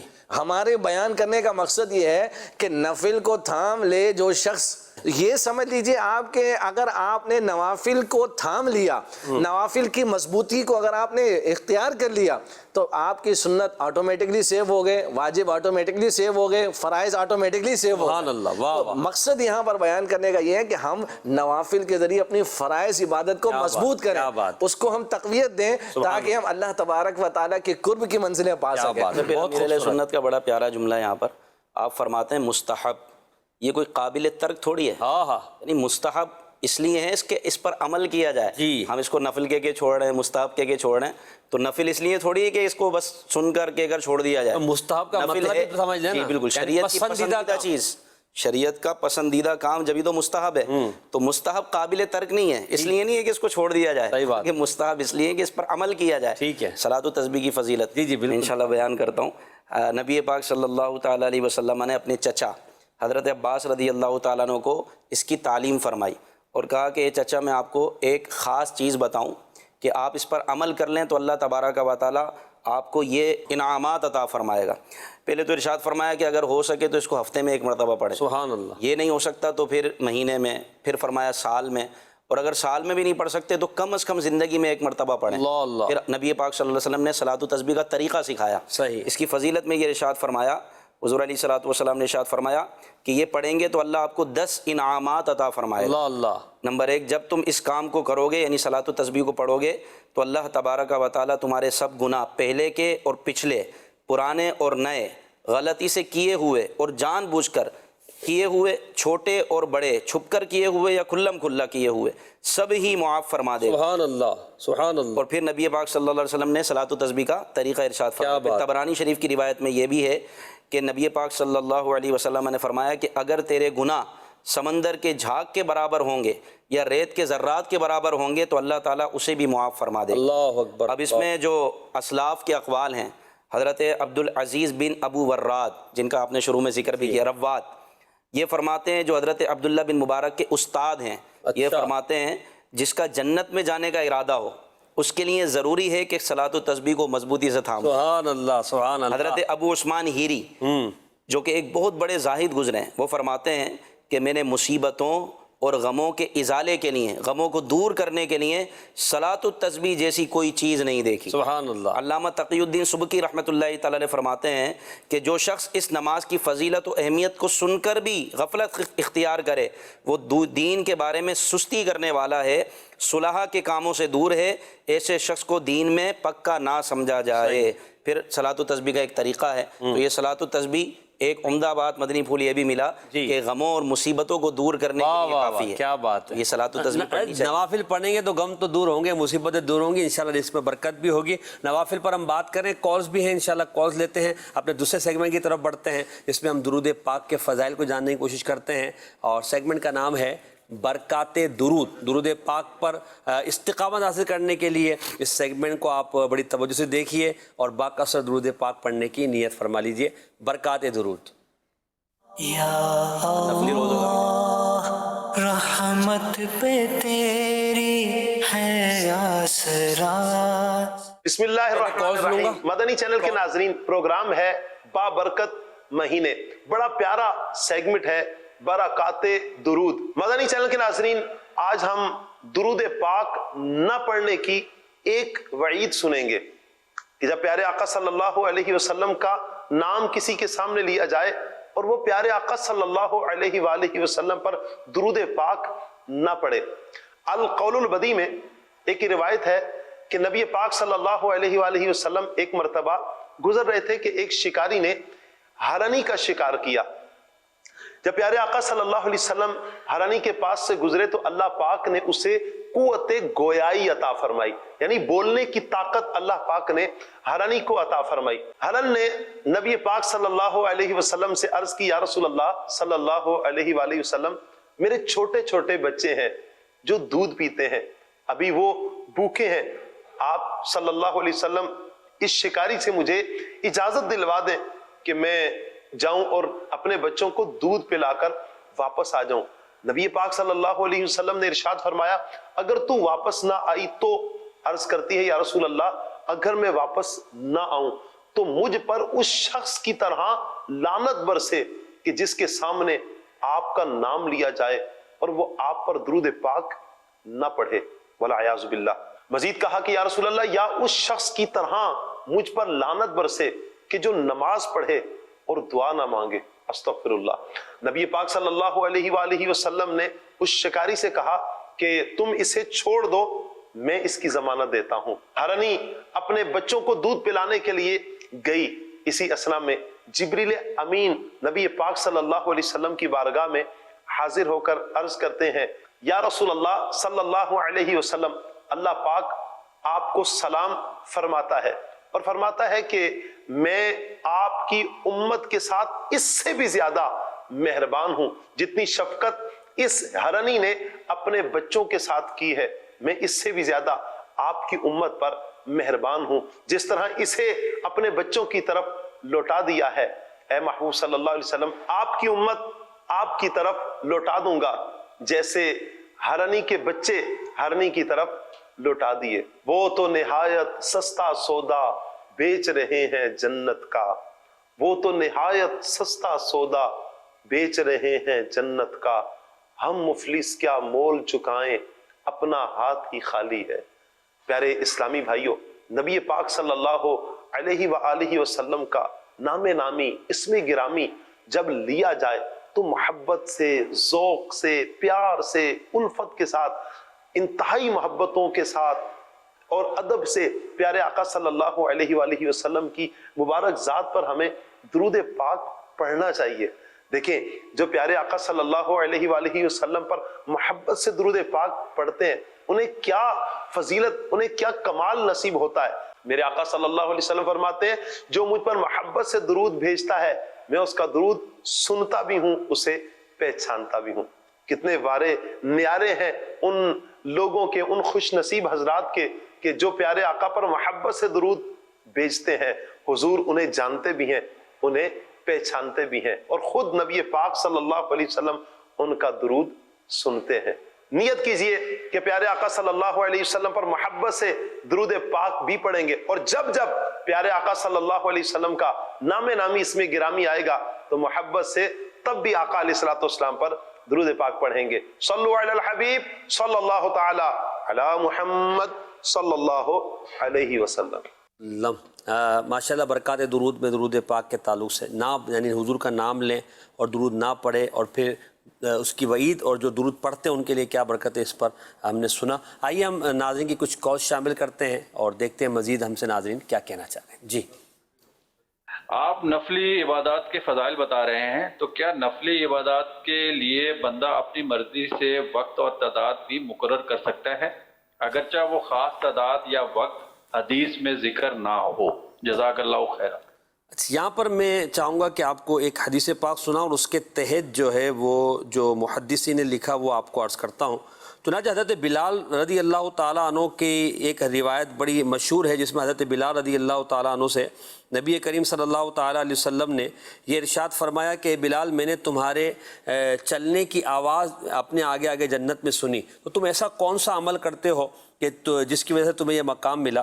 تو حضرت بلال رضی اللہ تعالیٰ عنہ نے عرض کیا نبی پاک کی بارگاہ میں کہ یا رسول اللہ، کوئی اتنا زیادہ تو کوئی میرا عمل نہیں ہے، مگر یہ ہے کہ دن یا رات میں جب میں بے وضو ہوتا ہوں تو وضو کر لیتا ہوں، جب وضو کرتا ہوں تو میں نماز پڑھ لیتا ہوں، اور جتنی اللہ چاہتا ہوں اتنی نماز پڑھتا ہوں۔ ایک روایت میں یہ ہے کہ آپ نے یوں عرض کیا نبی پاک کی بارگاہ میں کہ جب بھی اذان کہتا ہوں تو 2 رکعتیں ادا کر لیتا ہوں، جب بھی میرا وضو ٹوٹتا ہے تو میں وضو کر لیتا ہوں، اور میں یہ سمجھتا ہوں کہ اللہ تعالیٰ کے لیے 2 رکعت ادا کرنا مجھ پر لازم ہے۔ اس پر نبی پاک نے فرمایا بیہا نلتا، اسی وجہ سے تجھے یہ مقام حاصل ہوا ہے۔ امام حاکم نے اس روایت کو صحیح بخاری اور صحیح مسلم کی شرائط پر درست قرار دیا۔ اب اس کے تحت حافظ ابن حجر فتح الباری میں فرماتے ہیں اس حدیث سے معلوم ہوا کہ نفلی عبادت کا وقت مقرر کرنے میں اجتہاد جائز ہے، کیونکہ حضرت بلال اپنے اجتہاد کی بنا پر ہر وضو کے بعد نماز ادا کرتے تھے، حالانکہ نبی پاک علیہ الصلوۃ والسلام نے ایسا نہیں فرمایا تھا، تو نبی پاک نے ان کے عمل کی تائید کی۔ تو یہاں پر یہ ہے کہ نفل کاموں کے لیے، نفل تو ہوتا ہے وہی ہے نا کہ جو فرض و واجبات نہ ہو، تو اگر بندہ اپنی طرف سے کچھ رکعتیں مقرر کرے تو بعض تو نوافل قرآن احادیث میں ذکر کیے گئے وہ ادا کرنے ہیں۔ اس کے علاوہ اگر بندہ چاہتا ہے کہ میں رات میں نوافل ادا کرتا رہوں تو بالکل ادا کر سکتا ہے، اتنے درود پاک پڑھنا چاہوں تو پڑھ سکتا ہے، کوئی حرج نہیں ہے، جب تک کہ کوئی شرعی ممانعت نہ ہو، یعنی نفل پڑھنے کا موقع ہو، کوئی مکروہ ٹائم نہ ہو، تلاوت کرنے کے لیے خلاف اولا وقت نہ ہو، تو بالکل آپ اپنی طرف سے یہ کر سکتے ہیں ثواب کی نیت سے، جبکہ شریعت نے اس کو منع نہ کیا ہو۔ کیونکہ بعض لوگوں کے یہ ذہن میں ہوتا ہے کہ بھائی جو حدیث میں نفل آئے ہیں ہم بس انہی کو پڑھیں گے، اس کے علاوہ کوئی اور نفل یا کوئی اور جو چیز ہے اس کو نہیں کیا جائے گا۔ تو احادیث میں صحابہ کرام کے وہ اعمال جو حضور نے، نبی پاک علیہ السلام نے بظاہر خود وہ عمل نہیں کیا، کسی صحابی نے کیا، اور نبی پاک نے اس کی تائید فرما دی، منع نہیں فرمایا۔ اور بعد میں جو ہمارے اولیاء کاملین نے، تابعین نے عبادتیں کی ہیں، تو یہ کیا ہے کہ اللہ کا قرب پانے کے لیے اگر بندہ اللہ کی عبادت جتنی زیادہ کرتا ہے تو اس میں کوئی حرج نہیں ہے۔ یہاں محسن بھائی ایک چیز اور حدیث پاک کی روشنی میں بیان کرنا چاہوں گا کہ اس میں بے شک اگرچہ کوئی قید متعین کرنا یا کوئی وقت وہ کرنا ہمارے لیے ضروری نہیں، آپ اپنی حیثیت کے مطابق اپنی آسانی کے لیے جو بھی وقت مقرر کرنا چاہیں کر سکتے ہیں، جتنی تعداد متعین کرنا چاہیں متعین کر سکتے ہیں، لیکن ایک بات اس میں یاد رکھنا ضروری ہے کہ اس کو اختیار استقامت کے ساتھ کرنا ہے۔ سبحان اللہ۔ عمل اگرچہ تھوڑا ہو، اب یہ آپ کے ہاتھ میں ہے کہ آپ کتنا کرنا چاہتے ہیں، لیکن یہ یاد رکھیے کہ جتنا نبھا سکیں، جس کو کنٹینیو کر سکیں، استقامت کے ساتھ اختیار کر سکیں، اتنی آپ تعداد متعین کر لیں اور ایسا وقت جو ہے وہ متعین کر لیں۔ ایسا نہ ہو کہ جوش میں آ کے ایک دن تو آپ نے جو ہے وہ آدھی رات عبادت میں گزار دی، لیکن اگلے دن جو ہے وہ پھر سستی کا معاملہ پایا گیا۔ اس میں ہمارے لیے یہ بہترین عمل ہے کہ ہم نفلی عبادت میں کوئی بھی وقت متعین اور کتنی بھی رکعت چاہیں متعین کر لیں، لیکن اتنی کر لیں جتنی ہم نبھا سکیں، ہم آسانی کے ساتھ اس کو استقامت کے ساتھ۔ یہاں میں بھی مشورہ یہ بھی دوں گا کہ آپ اگر مثلا نفلی عبادت کی طرف آنا چاہتے ہیں تو امیر علیہ سنت نے جو نیک اعمال کا رسالہ دیا ہے اس میں بہت سارے نفلی کام بھی آپ نے ارشاد فرمائے ہیں ایسے کہ جو ہم چاہیں تو بآسانی ان کو اپنا سکتے ہیں۔ 72 نیک اعمال کا رسالہ اگر آپ کے پاس نہیں ہے تو اس کو لے لیجئے، روزانہ اپنا جائزہ لیں اور نوافل کی طرف اپنی رغبت بڑھاتے رہیں۔ اگلی کال دیجیے گا۔ کیا نفل کے معنی فالتو کام ہے یا کچھ اور؟ اگر فالتو کام ہے تو اس کے معنی تو بہت غلط ہیں، یعنی کہ فالتو نماز۔ تو برائے کرم اس کنفیوژن کو دور کر دیں۔ ہرگز نفل کا معنی فالتو کام نہیں ہے، ایکسٹرا کام ہو سکتا ہے، جسے ہمارے ایاز بھائی نے بتایا کہ اصل سے زائد کام، یعنی اصل فرائض اور واجبات کے علاوہ جو کام ہے وہ نفلی کہلاتا ہے۔ معاذ اللہ اگر نفل کو فالتو کہا جائے تو احادیث میں نوافل کی ذکر کیوں کیا گیا؟ یہ نہیں، ایک یہ عجیب و غریب بات ہے کہ شیطان وسوسہ ڈالتا ہے، تو اب وہ ایکسٹرا سے وہ غیر ضروری سے لفظ فالتو آ گیا۔ حالانکہ فالتو کیسے ہوتا تھا؟ اللہ کی عبادت فالتو کیسے ہو سکتی ہے؟ قرآن کی تلاوت فالتو کیسے ہو سکتی ہے؟ معاذ اللہ۔ تو نفل کا مطلب ہرگز یہ نہیں کہ فالتو کام نہیں، اصل سے زائد کام۔ جو چیز فرض ہے واجب ہے اس سے ایکسٹرا کام، اس سے ایکسٹرا عبادت، اس سے ایکسٹرا قرآن کی تلاوت، یہ مراد ہے نفل سے۔ ہرگز نفل سے مراد فالتو کام نہیں ہو سکتا، اور ایسا سمجھنے والے کو اپنی اصلاح کرنی چاہیے اور ایسے لوگوں میں بیٹھنا چاہیے جو نوافل کی کثرت کرتے ہیں۔ پروگرام میں ہم چونکہ نوافل پر بات کر رہے ہیں تو میں چاہوں گا کہ حضور سنتیں جیسے ہم نماز سے پہلے پڑھتے ہیں، کچھ نماز کے بعد کی سنتیں ہیں، تو اس پر بھی بعض اوقات کنفیوژن ہوتی ہے کہ بھئی وہ صرف فرض نماز بندہ پڑھ لے اور یہ کوئی ضرورت نہیں ہے، تو ان کی بھی کچھ فضیلتیں ہیں یا بندہ ایسے ہی پڑھ رہا ہوتا ہے؟ نہیں جی، بالکل فضیلت ہے اور بہت زیادہ فضیلت ہے۔ اگر ہم بات کریں فجر کی سنتوں کی، یہ ان کی تو اتنی تاکید ہے محسن بھائی کہ قریب بواجب جو ہے وہ اس کا حکم ہے جو فجر کی سنتیں ہیں۔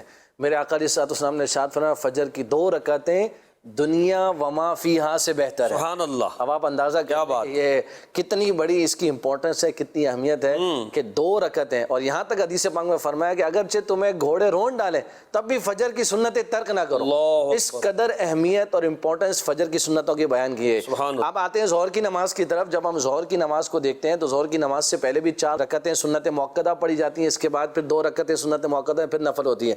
میرے آقا علیہ الصلوۃ والسلام نے ارشاد فرمایا جس نے ظہر سے پہلے 4 رکعت پر محافظت کی، ظہر کے بعد 4 رکعت یعنی 2 سنت 2 نفل پر محافظت کی، اللہ تبارک و تعالی اس پر جہنم کی آگ کو حرام فرما دے۔ اللہ اکبر۔ آپ اندازہ کر لیجئے کہ کتنی زبردست فضیلت ہے، اور میں سمجھتا ہوں کہ اب تو ہمیں جھوم جانا چاہیے، اب تو مچل جانا چاہیے، اور اللہ کرے کہ ایسی توفیق اور سعادت ملے۔ الحمدللہ نیک اعمال میں امیر علیہ سنت دامت برکات انہوں نے خاص طور پر اس پوائنٹ کو نوٹس کیا ہے کہ کیا آج آپ نے ظہر سے پہلے سنت قبلیہ پڑھی ہے؟ اللہ اللہ اللہ۔ تو کیا ہے اگر اس پر معاوضت کی جائے تو آگ حرام کی جا رہی ہے، کتنی بڑی فضیلت سے ہمیں جب وہ نوازا جا رہا ہے۔ تو آپ دیکھیے کہ اہمیت تو نہیں ہے نا، اس کی امپورٹنس کتنی ہے نا، کام کی کتنی کام کی ہے کہ اگر ہم اسی کو اللہ کی رضا کے لیے اختیار کر لیں، اور اس سے یہ بھی پتہ چلا کہ دیکھیں بعد کے بھی چھوڑنے نہیں ہیں، اور صرف 2 نہیں 2 اور بھی نفل بھی، جس کو ہم نفل کہہ کر چھوڑ دیتے ہیں۔ میرے آقا نے فرمایا 4 پہلے اور 4 بعد پر جو محافظت یعنی ہمیشگی اختیار کرے، اللہ پاک اس پر جہنم کی آگ حرام فرما دیتا ہے۔ ایک حدیث پاک کے اندر محسن بھائی ارشاد فرمایا کہ جو دن بھر میں 12 رکعت نماز پڑھے، اللہ فرائض کے علاوہ 12 رکعت نفل نماز پڑھے جو ہے نا، اس کے لیے اللہ تبارک و تعالی جنت میں عالی شان محل تعمیر فرمائے۔ اب وہ 12 رکعتیں کون سی ہیں؟ فجر کی 2 سنتیں، ظہر سے پہلے کی 4 سنتیں، ظہر کے بعد کی 2 سنتیں، مغرب کے بعد کی 2 سنتیں 10، اور عشاء کے بعد کی 2 سنتیں مؤکدہ جو فرائض کے بعد ہوتی ہیں۔ میرے آقا علیہ الصلوۃ والسلام نے ان 12 رکعتوں کی فضیلت بیان فرمائی کہ جو فرائض کے علاوہ ان 12 رکعت کو ادا کرے، اللہ پاک جنت میں عظیم الشان محل اس کے لیے تعمیر فرمائے گا۔ آگ حرام کی جا رہی ہے، جنت کے محل عطا کیے جا رہے ہیں، دنیا وما فیہا سے بہتری کی بشارتیں عطا کی جا رہی ہیں، اور کیا چاہیے پھر بندہ مومن کے لیے؟ میرے خیال ہے آپ کوئی حجت باقی نہیں رہتی، اب اسے چاہیے کہ وہ آ جائے مضبوطی کے ساتھ اور ان سنتوں کو ہمیشگی کے ساتھ اپنے دامن سے جوڑ لے اور پڑھنا شروع کر دے۔ انشاءاللہ اللہ کی رضا کی نیت سے خوب برکتیں اور ثواب کے انبار لگ جائیں گے۔ مدنی کے ناظرین، ہم اپنے پروگرام میں اولیاء کاملین کے ذکر کو بھی شامل کرتے ہیں، اور آج ہم بات کریں گے خلیفہ راشد حضرت سیدنا عمر بن عبدالعزیز رحمۃ اللہ تعالی علیہ کے تعلق سے سیگمنٹ برکات اولیاء۔ یا اللہ رحمت پہ تیری ہے آسرا۔ آج برکات اولیاء سیگمنٹ میں ہم جن شخصیت کی بات کر رہے ہیں حضرت سیدنا عمر بن عبدالعزیز رحمۃ اللہ تعالیٰ علیہ، تو حضرت عمر بن عبدالعزیز رحمۃ اللہ تعالیٰ علیہ وہ شخصیت ہے کہ جن کی خلافت کو خلافت راشدہ کہا گیا۔ خلافت راشدہ کی مدت تو 30 سال حضرت امام حسن رضی اللہ تعالیٰ کی خلافت پر اس کا اختتام ہو گیا، مگر خلافت راشدہ کے نہج پر جنہوں نے اپنی حکومت و سلطنت کو چلایا، ان میں نام حضرت سیدنا عمر بن عبدالعزیز رحمۃ اللہ تعالی علیہ کا ہے، اور آپ خاندان بنو امیہ سے تعلق رکھتے ہیں۔ مزید انشاءاللہ ہمارے ایاز بھائی کچھ تعارف آپ کا بیان کریں گے۔ محسن بھائی، حضرت عمر بن عبدالعزیز رضی اللہ تعالیٰ عنہ اسلام کی ایک مایہ ناز اور عظیم الشان ہستی ہیں۔ آپ رحمۃ اللہ تعالیٰ علیہ کا نام عمر، آپ کے والد گرامی کا نام عبدالعزیز ہے۔ آپ رحمۃ اللہ تعالیٰ علیہ کی ولادت باسعادت 61 ہجری، ایک قول کے مطابق 63 ہجری کو مدینہ منورہ میں ہوئی۔ آپ رحمۃ اللہ تعالیٰ علیہ کے والد گرامی بھی بہت ہی نیک، صالح، پرہیزگار، آپ کی والدہ ماجدہ بھی بڑی ہی نیک اور متقیہ اور پرہیزگار خاتون تھیں۔ حضرت عمر بن عبدالعزیز رحمۃ اللہ تعالی علیہ کا ایک خاص وصف یہ ہے محسن بھائی کہ آپ تابعی بزرگ بھی ہیں۔ آپ نے کئی صحابہ کرام علیہم رضوان کی زیارت سے مشرف ہوا ہے، اور حضرت عمر بن عبدالعزیز رضی اللہ تعالیٰ عنہ کا وصال با کمال 25 رجب 101 سنہ ہجری میں صرف 39 سال کی عمر میں آپ رحمۃ اللہ تعالی علیہ کا وصال ہوا۔ 20 دن آپ بیمار رہے، اور اسی بیماری میں آپ رحمۃ اللہ تعالی علیہ اپنے خالق حقیقی سے جا ملے۔ اور حضرت حسن بصری رحمۃ اللہ تعالی علیہ ارشاد فرماتے ہیں، جب حضرت عمر بن عبدالعزیز رضی اللہ تعالیٰ کا انتقال ہوا، آپ نے فرمایا خیر الناس کا آج اس دنیا سے انتقال ہو گیا، یعنی لوگوں میں جو بہترین تھے، اللہ اکبر، وہ آج اس دنیا سے جو ہے وہ رخصت ہو گئے۔ اور صرف 39 سال کی عمر میں 2.5 سال خلافت پر آپ فائز رہے، اور یوں آپ رحمۃ اللہ تعالیٰ نے وصال فرمایا، اور آپ رحمۃ اللہ تعالیٰ علیہ کو حلب کے قریب زیر سمعان میں سپرد خاک کیا گیا، جو کہ شام کے اندر موجود ہے۔ اللہ تبارک و تعالیٰ آپ کے مزار فائز الانوار پر کروڑ کروڑ رحمت اللہ کی بارشیں نازل فرمائے، اور ہمیں آپ کے فیضان سے، آپ کی برکات سے، آپ کے تقوی، عدل و انصاف سے، خوف خدا اور للہیت سے اللہ ہم سب کو بھی مالا مال فرمائے، آمین بجاہ خاتم النبیین صلی اللہ علیہ وسلم۔ آپ نے کہا تابعی بزرگ تھے، تو حضرت سیدنا ابن عمر رضی اللہ تعالیٰ عنہ کا خاص فیضان آپ پر تھا، اور آپ نے اپنی صحبت میں ان کو رکھا، اور مدینہ منورہ میں آپ نے ان کو تعلیم دی۔ تو سیدنا ابن عمر یعنی نبی پاک صلی اللہ علیہ وسلم کے صحابی حضرت عمر رضی اللہ تعالیٰ عنہ کے بیٹے حضرت عبداللہ کی بڑی صحبت آپ کو ملی، اور پھر فیضان فاروقی آپ کو نصیب ہوا۔ اللہ پاک ان کا فیضان ہمیں بھی عطا فرمائے۔ حضور کچھ کارنامہ حضرت، یعنی کارنامے تو بہت سارے ہیں، کچھ اگر تو آپ ذکر فرمائیں۔ حضرت عمر بن عبدالعزیز رحمۃ اللہ تعالی علیہ بڑی کمال کی شخصیت تھی، اور آپ کو عمر ثانی بھی کہا جاتا ہے۔ آپ نے حضرت سیدنا فاروق اعظم رضی اللہ تعالی عنہ کی سیرت کا فیضان لیتے ہوئے جس طرح حکومت کی، آپ نے غربت کا خاتمہ کر دیا تھا، یعنی ایک معیشت کو آپ نے اتنا بہترین بنا دیا تھا کہ ایک جگہ سے جب زکوٰۃ کے لیے مال آیا کہ یہاں کے فقراء میں زکوٰۃ کا مال تقسیم کیا جائے، تو کوئی زکوٰۃ لینے والا نہیں تھا، یعنی کوئی بھی مستحق کے زکوٰۃ نہیں تھا۔ ایسی مثال دنیا نے آج تک نہیں دیکھی ان کے بعد۔ یہ شاندار طرز حکومت تھا آپ کا کہ غربت کا آپ نے خاتمہ کر دیا تھا۔ آپ علماء کو بکثرت اپنے دربار میں جو ہے نا تشریف فرما رکھتے ہیں، ان کو بلاتے اور ان سے موت پر بیان سنتے، موت کا بیان سناتے، اور یہ اشک باری کیا کرتے تھے، گریہ وزاری کیا کرتے تھے۔ ان کے کئی تجدیدی کارنامے ہیں۔ ایک یہ ان کا ایک بہترین وصف تھا کہ آپ کو صحابہ و اہل بیت سے بڑی محبت تھی۔ سبحان اللہ۔ آپ کے دور میں اور آپ سے پہلے ایسا ہوتا تھا کہ صحابہ کرام علیہم رضوان کے بارے میں غلط باتیں لوگوں میں عام تھیں، اور لوگ اس طرح زبان طعن صحابہ کرام پر دراز کیا کرتے تھے، اور صحابہ کرام کی شان کو گھٹایا کرتے تھے۔ تو آپ نے باقاعدہ خطیبوں کو یہ حکم دیا کہ اب وہ اپنے اپنے خطبوں میں صحابہ کی تعریف کریں۔ اللہ اکبر۔ یعنی صحابہ کرام کا خطبوں میں جو آج ذکر ہوتا ہے نا، جمعے کے جو 2 خطبے ہوتے ہیں، اور اس میں صحابہ کرام کا جو ذکر ہوتا ہے، صحابہ کرام کی تعریفیں ہوتی ہیں، خلفائے راشدین کی، پھر اہل بیت کی، حضور کی آل کی، اس روایت کو، اس سلسلے کو جاری کرنے والے حضرت عمر بن عبدالعزیز ہیں۔ ورنہ اس سے پہلے خطبوں میں صرف اللہ کا ذکر ہوتا تھا، اور نبی پاک صلی اللہ علیہ وسلم کی تعریف و توصیف، اور خطبہ ختم ہو جایا کرتا تھا۔ پھر جو بعض صحابہ کرام کے عقیدت کو گھٹانے والے تھے، وہ ان خطبوں کے اندر جو ہے نا صحابہ کرام کو معاذ اللہ برا بھلا کہتے تھے۔ تو آپ نے یہ رواج، اس رسم کو ختم کیا، اور آپ نے خطیبوں پر یہ لازمی کر دیا کہ اب وہ اپنے خطبوں میں صحابہ و اہل بیت کی تعریف کریں۔ اور آج تک کہ اب قیامت تک خطبوں میں صحابہ کرام کی منقبت بیان کی جاتی رہے گی، اور صحابہ کرام علیہم رضوان کی تعریف و توصیف ہوتی رہے گی۔ تو یہ کارنامہ حضرت سیدنا عمر بن عبدالعزیز رضی اللہ تعالیٰ عنہ۔ کیا بات ہے، ماشاء اللہ، سبحان اللہ۔ اللہ پاک حضرت عمر بن عبدالعزیز کا صدقہ ہمیں عطا فرمائے، ہمیں موت کی یاد کرنے والا، آخرت کی فکر کرنے والا، صحابہ و اہل بیت سے سچی محبت کرنے والا۔ اور آپ نے حدیث پاک کو باقاعدہ مدون کرنے کا جو آغاز سیدنا عمر بن عبدالعزیز رحمۃ اللہ تعالیٰ نے فرمایا، اور پھر حدیث کی کتابیں ہم تک جو پہنچی ہیں، اس میں بہت بڑا کردار سیدنا عمر بن عبدالعزیز رحمۃ اللہ تعالیٰ علیہ کا۔ اللہ پاک ان کا فیضان ہمیں عطا فرمائے۔ صلو علی الحبیب صلی اللہ علیہ محمد۔ یا اللہ یا اللہ، رحمت پہ تیری ہے آسرا، تجھ پہ بھروسہ ہے